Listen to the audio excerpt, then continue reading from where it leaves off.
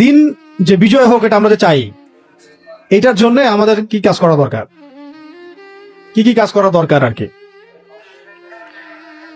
অনেক কাজ করা দরকার। তার মধ্যে আজকে 5টা কাজের ইহতিমামের কথা বলবো আমরা। 1 নাম্বার হচ্ছে ইলমি যোগ্যতা হাসিল করা। সেটা অবশ্যই ইসলামী জ্ঞান হতে হবে এবং ইসলামী জ্ঞানের সাথে অন্য যে কোনো উপকারী জ্ঞান হতে পারে। এখানে ইলমি যোগ্যতা বলতে আমি শুধুমাত্র ফরজ আইনের জ্ঞান, আকীদার জ্ঞান, সিরাতের জ্ঞান, কোরআন তেলাওয়াতের জ্ঞান, তাসবিহের জ্ঞান এগুলো বোঝাচ্ছি না। এগুলো অবশ্যই আমাদের বেসিক, এগুলো ছাড়া তো চলবেই না, এগুলো তো ফরজ আমার উপরে। এটা ছাড়াও যে কোনো উপকারী জ্ঞান হাসিল করা উচিত দিন কায়েমের জন্য।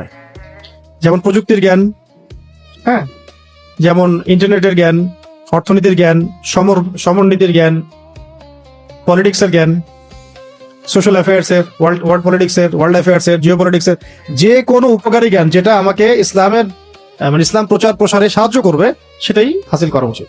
বরং এই জ্ঞানগুলো এখন অবশ্যই হাসিল করা উচিত, না হলে আপনি কোরআন সুন্নাহকে দিয়ে বিশ্বকে ব্যাখ্যা করতে পারবেন না। কোরআন এবং সুন্নাহকে দিয়ে বিশ্বকে ব্যাখ্যাও করতে পারবেন না।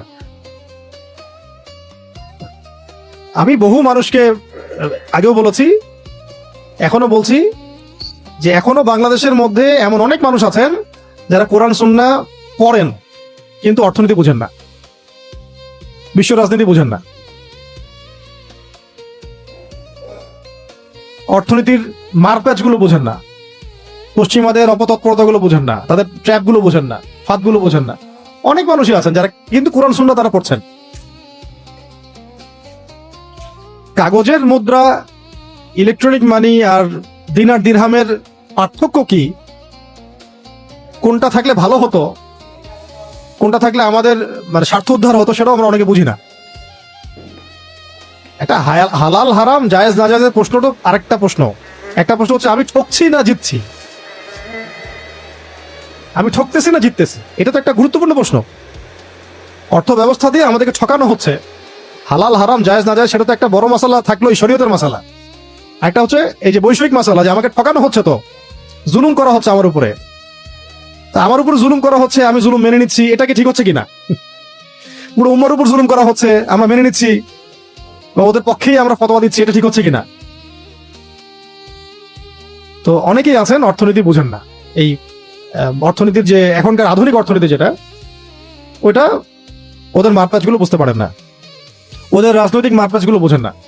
তাই ইলম বলতে আমি শুধুমাত্র এক কেন্দ্রিক ইলমকে বোঝাচ্ছি না। এখানে ইলম মানে আমি বোঝাচ্ছি যে যত জ্ঞান আমাকে ইসলাম প্রচার প্রসারে প্রতিষ্ঠা সাহায্য করবে সবগুলোই এখানে ইনক্লুডেড। আর এমন কোনো জ্ঞান আমরা হাসিল করবো না যেটা ইসলাম প্রচারে আমাকে সহযোগিতা করবে না এবং বেহুদা কাজ, কোনো ফজিলত নাই, কোনো লাভও নাই, শুধু শুধু এগুলোর পিছনে পড়ে থাকা। যেমন ওই যে কলা, সাহিত্য, এইগুলো আছে। তো এইগুলোতে কি হইলো? একটা মিসাইলও তো তৈরি করতে পারলো না, পারছে? 50 বছর 60 বছর হচ্ছে। এটা নিয়ে আপনারা আর হাসাহাসি করেন না, কারণ এটা আমাদের জন্য লজ্জার। মানে এই যে আমরা মাঝে মাঝে একটা বিষয় পেলে ট্রল করি, আপনি কাকে ট্রল করতেছেন? মানে ট্রল তো করতেছেন নিজেকেই। আপনার আমার দেশে একটা বড় মানে একটা মিসাইল এসে পড়লে আমরা ঠেকাতে পারবো না বা পারবো কিনা ঠিক নাই, এটা তো আমাদের জন্য লজ্জা। আমরাই বা কি করলাম? আমাদের প্রিভিয়াস জেনারেশন কি করছে? একটার পর একটা গভর্নমেন্ট আসছে আর গেছে, তারা কি করেছে? কেন করতে পারলো না? কেন এই জায়গায় আসলো 50 বছর পরেও? এখন তো প্রশ্ন উঠতেছে, এগুলো প্রশ্ন এখন উঠবে কেন? এই প্রশ্নগুলো তো আগেই ওঠা উচিত ছিল। অন্যান্য কান্ট্রিগুলো কিভাবে করতে পারলো, আমরা কেন পারলাম না? আমরা কি ওই মুখ দিয়ে পাহাড় ঠেলে ফেলবো?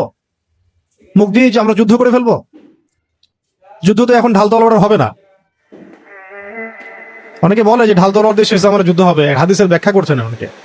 এটা নিশ্চিতভাবে বলা যায় না, তো নিশ্চিতভাবে বলা যাবে না এটা,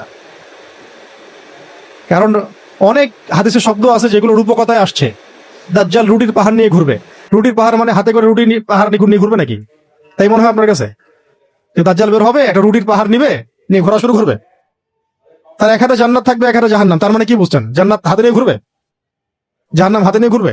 জান্নাত কোনো মানুষ হাতে নিয়ে ঘুরতে পারে? জান্নাত এত ছোট? এগুলো রূপক কথা। অনেক কিছু আছে হাদিসের রূপকথা। তো এখানে ঢাল তলোয়ার নিয়ে আপনারা পড়ে আছেন যে আমরা আবার পারমাণবিক যুদ্ধ হবে, সবাই আবার আমরা ঘোরায় ফিরে যাব, আরে তারপরে ঘোরায় করে আমরা যুদ্ধ করবো।